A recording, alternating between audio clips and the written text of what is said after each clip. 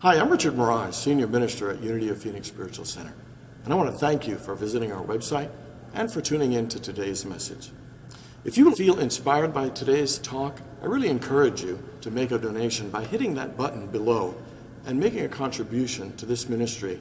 It'll allow us to continue these messages online and to do the great work we do here at Unity of Phoenix, which is to inspire people to live better lives. So thanks for tuning in, thanks for your support, and we hope to see you at a Sunday real soon. Good morning again, everyone. And a shout out to everybody who tunes in and watches us online. Welcome to you. So God's talking to one of his angels, and he says, do you know what I just did? I just created a 24-hour period of time of light and darkness for the earth. Isn't that good? And his angel says, that's great. What are you going to do now? And God says, I think I'll call it a day.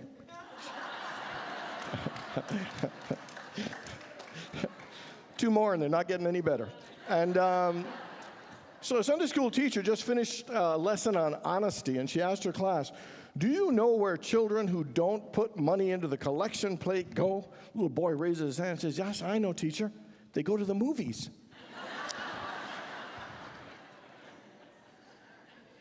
Last one. Who was that? Usher? No, I'm just kidding. So when a very unlikely pastor was announced as the new bishop, the reporters clamored for a quote to ask him how he felt about his new position. And the still shocked and surprised pastor said, you know, I feel like a mosquito at a nudist colony. I know what to do, but I just quite don't know where to start. Okay. I probably shouldn't even started that joke. That was just not a good joke. So this morning, what we're going to talk about is your spiritual life. And I want you to think about your spiritual life. How important is your spiritual life to you? How much value and meaning does it have? How much of a priority is it for you? How many people would say that you have a very strong desire to have a deeper experience of God and a richer spiritual connection in life?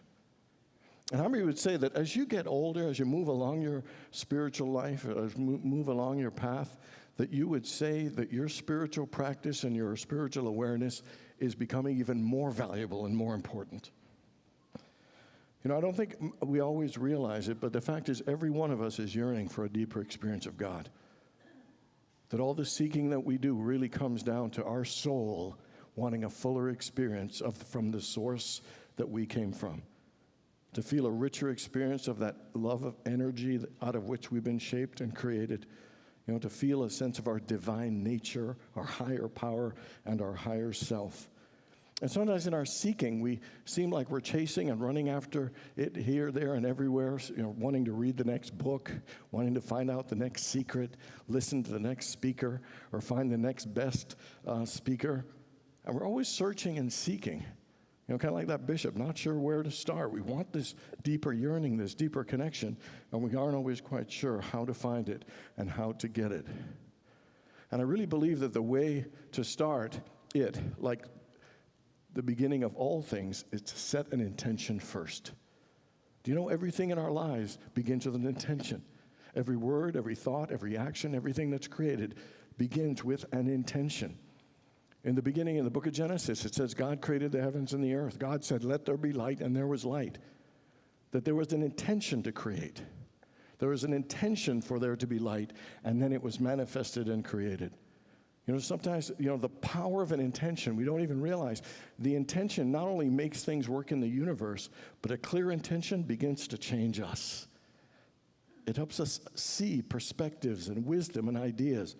It helps us let go of things and to grow and to change, to allow ourselves to become one with the very thing that we want to intend and create. How many people believe in the power of intentions? And I believe that we need to use our intention in our spiritual life. I ask you the question, what is your spiritual intention? What is your intention for your relationship and experience with the divine? You know, some of the intentions could be to develop a level of spiritual awakening, to live a more awakened life, Maybe it's to achieve enlightenment or self-realization or develop the Christ consciousness. Maybe it's to live a more spiritually masterful life. Maybe like St. Francis, your intention would be to be an instrument of God's peace or a channel of God's love or a light of God's joy. Or maybe it's to inspire people to see the beauty within themselves. So a couple months ago, maybe it was 6 weeks ago, I went to see the play, the musical Godspell at Phoenix Theater. And I heard the song Day by Day. I've heard it many times. I've always loved it. It's catchy. It's beautiful. But when I heard it that day, something awakened in me as I heard it. Let me just read the words again. Day by day. O dear Lord, 3 things I pray. To see thee more clearly, love thee more dearly, follow thee more nearly, day by day.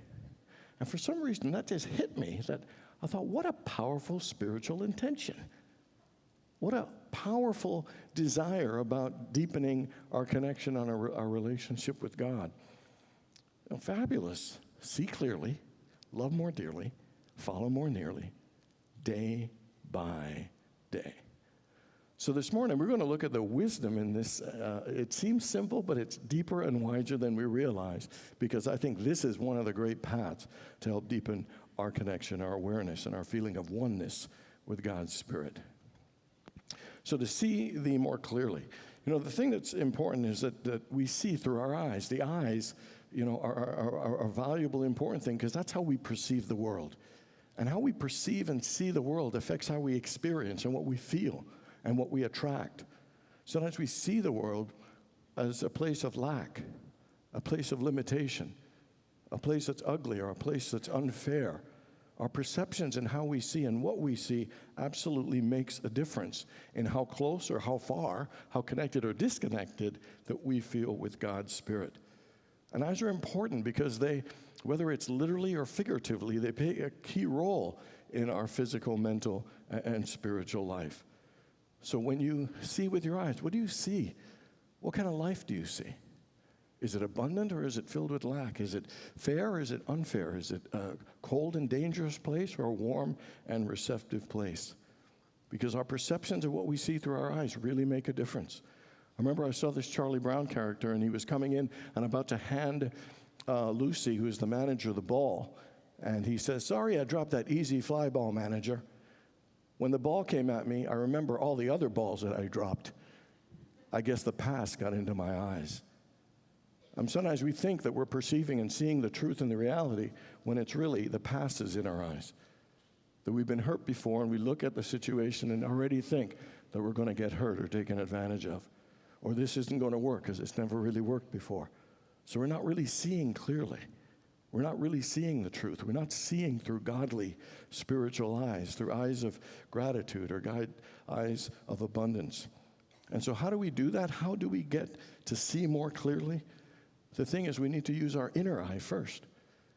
We need to use our spiritual eye to look within, to see that Spirit of God within us. You know, how many people have heard the expression, the third eye?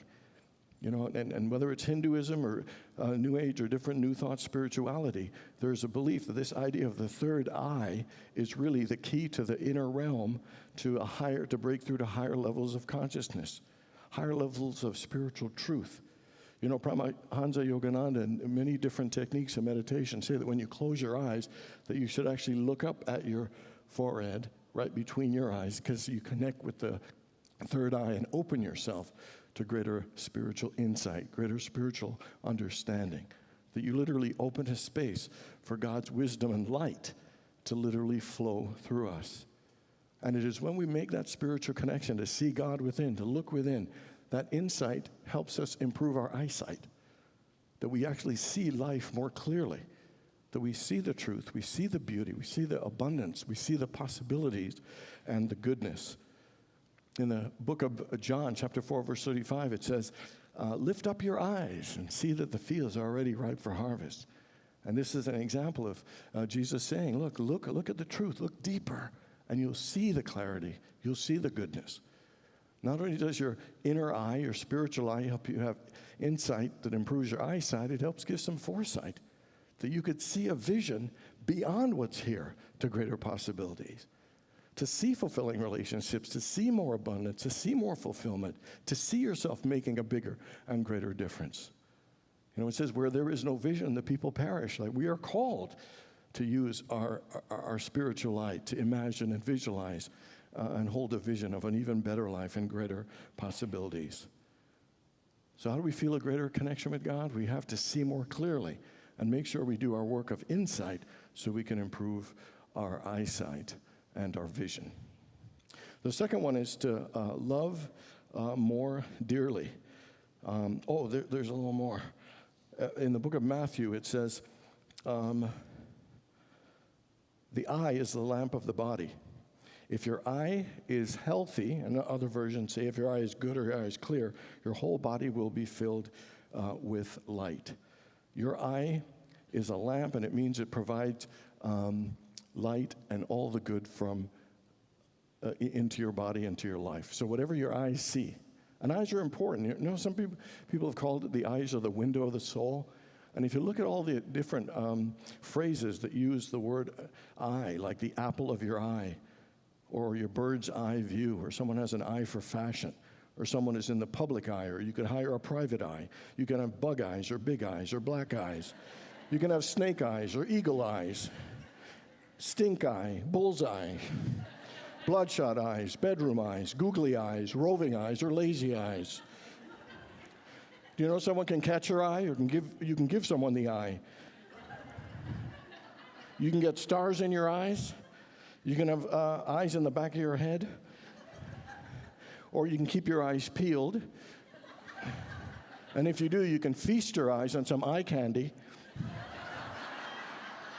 An eye candy is someone who's easy on your eyes. And it might put a twinkle in your eyes. And without blinking, you might be single-eyed and look at the eye of the storm, the eye of the tiger, or the eye of the needle. And you could turn a blind eye, but the truth is, it's a real eye-opener, the fact that some people think we should always see eye to eye. And if we don't, then it turns into an eye for an eye. But I think you can see with your naked eye. I'm not trying to pull the wool over your eyes. I know you're thinking all these eye things are probably making you cross-eyed. And now it's time for all of us to get a little shut-eye. But, you know that expression when it says having a good eye, it means someone who can see the details and things that don't always get picked up. And so again, to go to your spiritual eye will really open a whole world of the way you see, and to see more spiritually, to see more clearly. And so now, to love more dearly. I gotta say, doesn't that line sound so good to love more dearly? Could you imagine someone loving you more dearly than you've ever been loved? To love in a way that's so comforting and nurturing and gentle and caring and soft. We're all here to be loved more dearly and to love each other more dearly. Sometimes we can be so conditional with our love. Sometimes we can shut our hearts off so quickly to one another because we disagree or don't see eye to eye. It's amazing how we can, turn ourselves off and give each other the cold shoulder. It's really, really amazing. But we are told that the greatest commandment is to love God with all your heart, mind, soul, and strength, and to love others as ourselves. That we are created in the image and likeness of love. That's why we're here. We're expressions of love, here to experience it and express it. And yet it's amazing how we hold back love. And so one of the most important things to do is to take time every day and just immerse yourself in God's love. To open your heart and let God's love wash over you.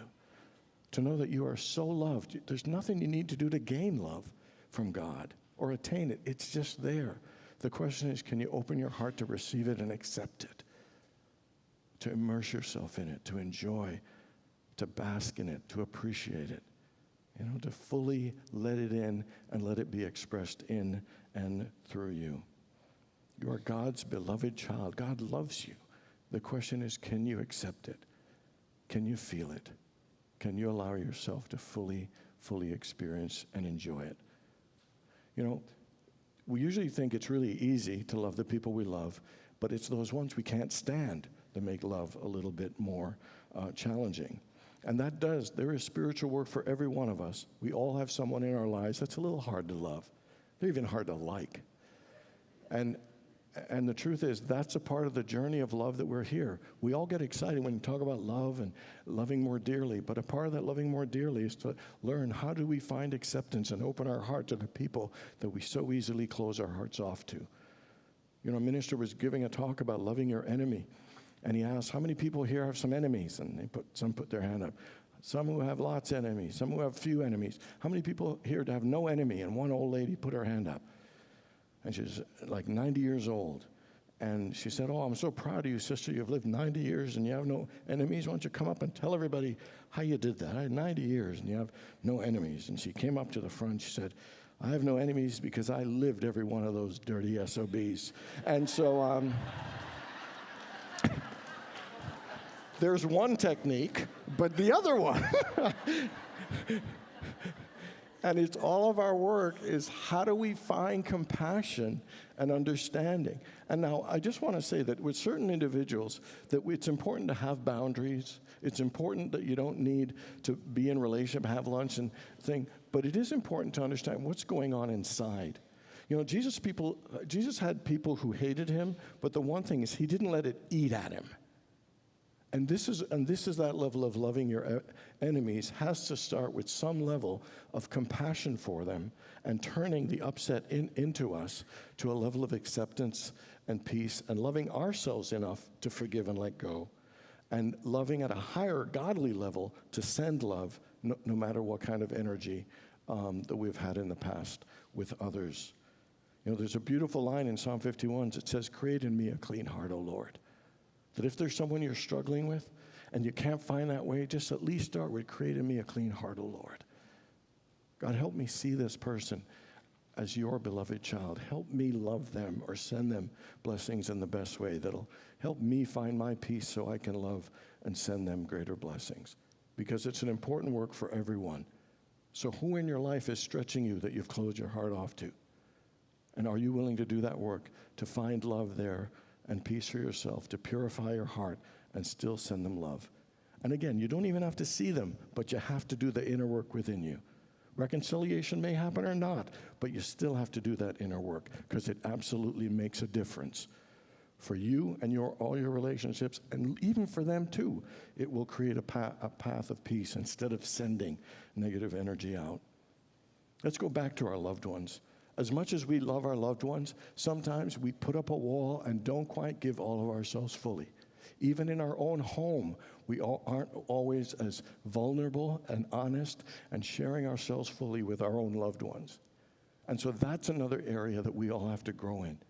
Who in your life that you're being called to be a little more honest and vulnerable with, to open your heart a little bit more, to allow yourself to feel a deeper experience of love? Because in many ways, we all hold back. Gay Hendricks has a thing, he says, everyone has a ULP, an upper limit problem. That there's sometimes only so much love we let in. And that when we get to a place that makes us feel vulnerable, we get scared and want to shut down. But the question is, are you willing to open your heart and risk to be a little more vulnerable, to love a little more dearly, so you can truly feel the fullness of God's love? Make sense, everybody? Okay, this is all I got, so you better say yeah. Whatever you got to say. So the final one is to follow thee more nearly. One of the things I love about unity is we call Jesus our way shower. Jesus is a master teacher. Jesus is the example who demonstrated a Christ-centered life, a spirit-filled life. Jesus never said, worship me. He said, follow me. Look at the way I've loved. Look at the way I've forgiven. Look at the way I've expressed gratitude. These and compassion. Follow these examples. Let the Christ in you be fully expressed. And some of the things that Jesus did so well is Jesus absolutely believed that that Spirit of God was in him. He believed in his oneness with God. He believed that his life was here for purpose. And he believed he had all the resources, that he could do all things through God. In fact, he even said it of us. He said, if he who believes in me shall do the works that I do and even greater than these. And what he's saying is, if you believe in the Spirit of God in you, the way I've believed in the Spirit of God in me, through that Spirit, you shall do the works. The question is, do you really believe that? Do you really believe that God is in you? Do you really believe that God has a plan and a purpose for your life and you are here to make a difference in this world? And do you believe that you have all the resources you need to do that great thing or those great things, to change and touch and uplift lives? Do you believe that? Because that's a great and important, and the first thing we need to follow Jesus is in the power of his belief. To believe in yourself, to believe in God's Spirit in you, and to believe that your life has value, purpose, and meaning, and you have everything in you to do great and amazing things. Like he said, that you will do even greater things than these. The second thing to follow as his example is that Jesus prayed consistently, regularly, all the time. You know, morning, midday, afternoon. His consistency was amazing. You know, Jesus didn't do like a 3-hour prayer and just kind of rode the wave of it for the next couple of weeks. You ever feel like I had a really good workout, so I'm good for a week now? Anybody ever? Come on, I'm not the only guy, please. You know, we always think, you know, like doing something great once is a great thing, but what all the great people I've studied are ones who do things consistently. They do the simple things every day that are important, and that's what gives a foundation for success. That's what gives a foundation for stability and to make breakthroughs and to use it as a springboard for greater things. And your spiritual life, praying consistently throughout the day, every single day, is huge. Somebody once said, the only thing I don't like about life is that it's just so daily.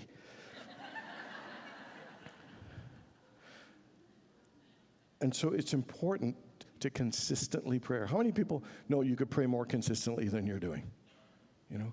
And the fact is, we all have those times where we pray really well, and we have those times where it doesn't work, but you have to stay at it. You have to stay at it to build that spiritual foundation.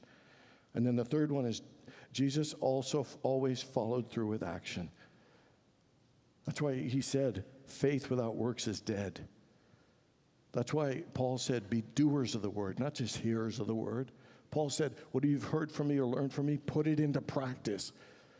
You know, everybody knows that the first book that followed the Gospels is the book of Acts. It's putting it into action, applying it, demonstrating it.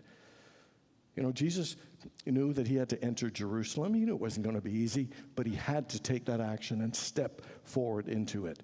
You know, Jesus chose Peter as the rock upon which he'd build his church. And what it was for is because Peter put his faith into action. He stepped out of the boat in that storm, and even though he was on the water, and even though he sunk when he got distracted, Jesus was inspired by him. Why? He was willing to put his faith into action, to put it out there. Sometimes we're afraid to fail, afraid to fall, afraid to get rejected, so we do nothing. How many people have had something in your life that you knew that was important to do, and you were scared and you never did it? Okay? And the fact is, we need to not hold back, but to put it out there. Einstein said nothing happens till something moves. And whether it's anybody great you can think of, they took some action, and usually some hard action on something that wasn't easy, that scared them, but they knew they had to do it to have any movement or transformation or to achieve anything great. From Edison to Disney, from Steve Jobs to Jay-Z, everybody great has achieved something by reaching out and not being able and not being afraid to fail or to fall. So where in your life are you not doing something you know you need to do? Where in your life are you not listening to God's guidance and to your calling? Where in your life are you letting something hard or that scares you stop you from expressing and being and taking action towards something greater in your life? George Harrison was the guitarist of the Beatles. He was on top of the world, as famous as you could get, as rich as you could get, loving his life, loving music, doing what he loved, and he still felt that something was missing. And he went on his spiritual journey, and one of my favorite quotes from him is, he says, everything in your life can wait, but the one thing that can't wait, if you want to be happy and fulfilled, is your search for God. That even the people who get the most level of success know, ultimately, the most important thing in your life is your pursuit of a deeper experience of God. That's why it says, seek ye first, and all these things will be added unto you. Don't seek the stuff, seek spirit first, and amazing things will be happening to you. So this message today is about what priority are you making your search for God and that yearning you have to have a deeper spiritual connection. And the way to do it is to see thee more clearly.